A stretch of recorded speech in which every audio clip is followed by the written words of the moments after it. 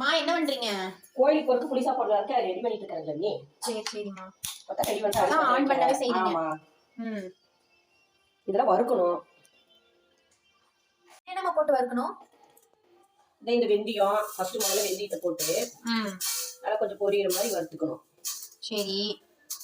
அப்புறம் வெந்தயம் பொரிஞ்சதுக்கு அப்புறம்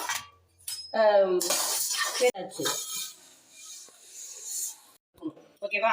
என்னன்னு சொல்லுங்க. வரமிளகா, வெங்காயம், கருவேப்பிலை. ஓகே ஓகேம்மா. வறுத்தாச்சா? வறுத்தாச்சு.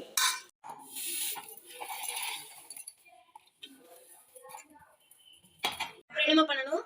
இதை நல்லெண்ணெய் ஊற்றிக்கலாம் ஜாமி, தேவையான அளவு நல்லெண்ணெய். ஓகே. இப்போ ஆயில்.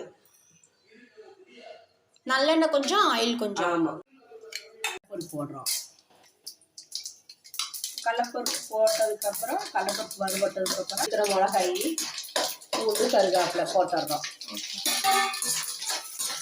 நல்லா வணங்கணும்.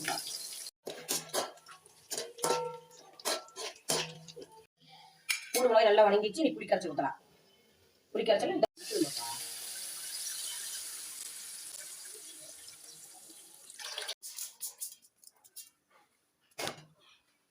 கொஞ்சோண்டு மஞ்சத்தூள். இது நல்லா கொதிச்சதுக்கு அப்புறம் அப்படியே வறுத்தமில்ல அப்படியே அரைச்சி போடலாம். அவ்வளவுதான். இந்த சாப்பாடு குடிச்சா முடியும். இப்போ என்னமா பண்ண போறீங்க? நான் இந்த பொடி பறச்சாச்சு. இதுல எடுத்து போட போறேன். சரியா? அப்படியே வறுத்து வச்சோம்ல. ஆமா. அந்த பொடி நல்லா சூடா பொடி வறுத்ததுக்கு அப்புறம்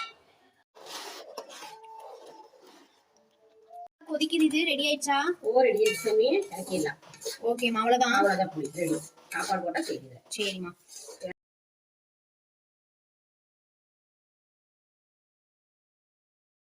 நெக்ஸ்ட் டே தான் ஃப்ரெண்ட்ஸ் நாங்கள் சாப்பாடு வச்சு கிளறினோம். நெக்ஸ்ட் டே தான் அம்மா கோவிலுக்கு போகிறாங்கன்னு சொல்லிட்டு அப்போ தான் கிளறினாங்க.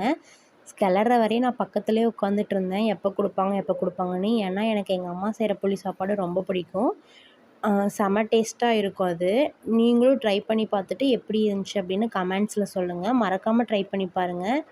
ஓகே ஃப்ரெண்ட்ஸ், நெக்ஸ்ட்டு ஷார்ட்ஸில் மீட் பண்ணலாம். பாய், டேக் கேர்.